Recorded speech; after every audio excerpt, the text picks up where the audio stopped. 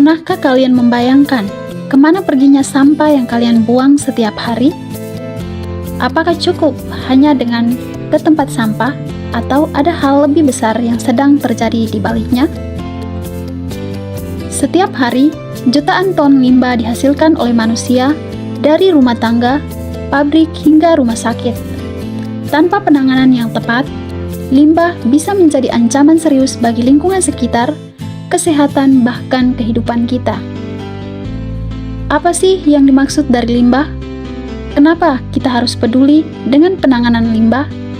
Pada kali ini, kita akan membahas materi tentang penanganan limbah. Limbah adalah sisa-sisa dari suatu kegiatan atau proses yang sudah tidak terpakai lagi atau biasanya dibuang. Berdasarkan wujudnya, penanganan limbah dibagi atas 4, yaitu yang pertama limbah cair, yang kedua limbah gas, yang ketiga limbah padat, dan yang keempat limbah bahan berbahaya dan beracun atau disebut juga dengan limbah B3.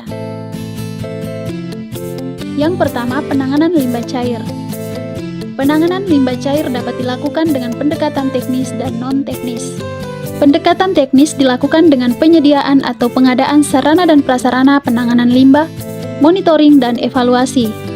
Sedangkan pendekatan non-teknis dilakukan dengan penerbitan peraturan sebagai landasan hukum bagi pengelola badan air dan penghasil limbah, sosialisasi peraturan, dan penyuluhan pada masyarakat. Sistem penanganan limbah cair domestik yang paling berbahaya adalah tinja manusia yang bisa ditangani dengan metode cubluk. Metode cubluk merupakan lubang yang diberi dinding tidak kedap air dan penutup di mana limbah tinja akan langsung dialirkan ke dalam cubluk.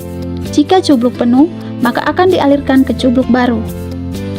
Metode lain yaitu tangki septik biokonvensional yang merupakan bak kedap air yang dilengkapi dengan pipa ventilasi dan lubang kontrol. Dan metode terakhir yaitu tangki septik biofilter. Sistem penanganan limbah cair juga menangani limbah cair industri. Penanganan ini dapat dilakukan dalam 2 cara, yaitu yang pertama, penanganan sistem setempat, di mana industri membuat instalasi pengolahan limbah sendiri, dan penanganan sistem terpusat, di mana sistem ini dikembangkan di daerah kawasan industri yang menghasilkan berbagai jenis limbah yang berbeda. Selanjutnya, penanganan limbah padat. Limbah padat sering disebut sampah yang meliputi sampah organik dan sampah non-organik. Berdasarkan sumbernya, limbah padat dikelompokkan menjadi 2 macam, yaitu limbah padat domestik dan limbah padat non-domestik. Limbah padat domestik adalah limbah padat yang berasal dari perkantoran, perdagangan, rumah tangga, dan rumah sakit. Contohnya kertas, kardus, sisa-sisa makanan, komputer yang telah rusak, dan lainnya.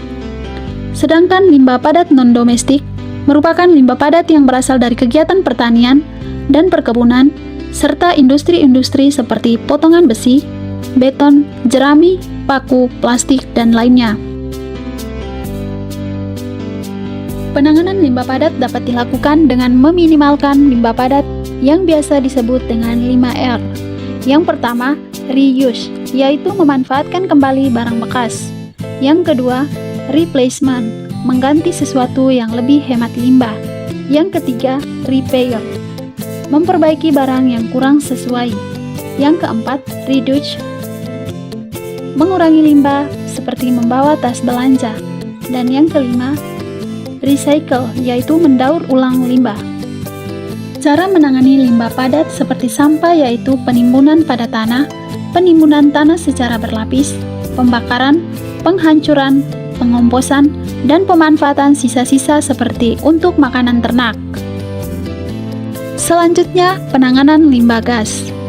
Penanganan limbah gas adalah upaya untuk mengurangi, mengolah, dan menghilangkan zat-zat pencemar yang terkandung dalam gas buangan sebelum dilepaskan ke dalam udara bebas agar tidak mencemari lingkungan dan membahayakan kesehatan makhluk hidup. Penanganan limbah gas dapat dilakukan dengan menambahkan alat bantu seperti yang pertama, filtrasi udara. Filtrasi udara dipasang pada cerobong untuk menyaring kotoran. Yang kedua, pengendap siklon, merupakan pengendap debu yang terdapat pada gas buangan atau udara di ruangan pabrik yang berdebu.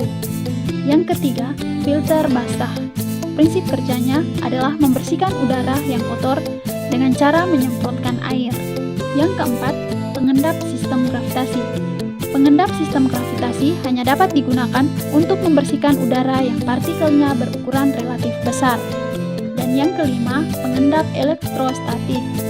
Digunakan untuk membersihkan udara kotor dalam volume yang relatif besar dan kotoran dalam udara berupa aerosol atau uap air. Selanjutnya, penanganan limbah bahan berbahaya dan beracun atau disebut dengan limbah B3. Limbah B3 adalah bahan yang karena sifat, konsentrasi atau jumlahnya baik secara langsung maupun tidak langsung. Limbah B3 berasal dari kegiatan industri, rumah sakit, rumah tangga, dan pertanian.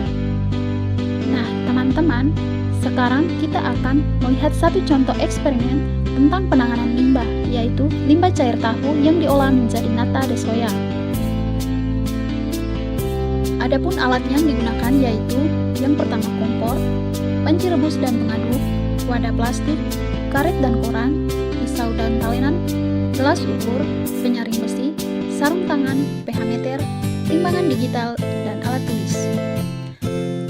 Adapun bahan yang akan digunakan yaitu jeruk kalamansi, gula, bakteri Acetobacter silinum, asam asetat, urea, dan limbah cair tahu. Bagaimana dengan proses atau prosedur kerjanya? Yang pertama, siapkan alat dan bahan terlebih dahulu. Yang kedua, timbang urea sebanyak 5 gram dan timbang juga gula sebanyak 150 gram.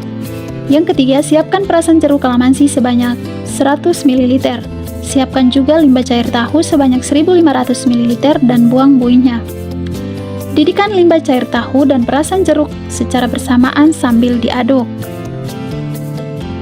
Ukur pH larutan menggunakan pH meter digital. Tunggu hingga larutan mendidih dan masukkan urea dan gula sambil diaduk sampai larutan tersebut menjadi homogen. Matikan api kompor, lalu sisihkan per 300 ml larutan. Dalam keadaan masih panas, tuangkan larutan ke dalam wadah. Ingat, wadah sudah harus dalam keadaan steril ya.